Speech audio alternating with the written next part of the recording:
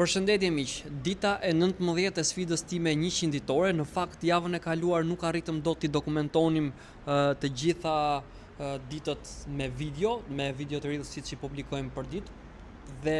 një nga arsyet ka qenë për arsye se ajo javë ka qenë shumë e ngarkuar dhe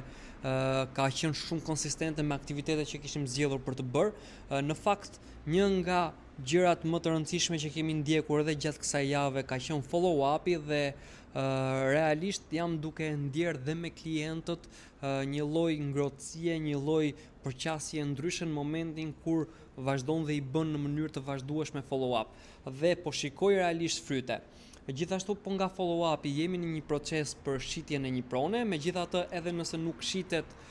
si pronë, gjithsesi ky është fakt që tregon që në momentin kur ti merr përsipër që të bësh disa aktivitete,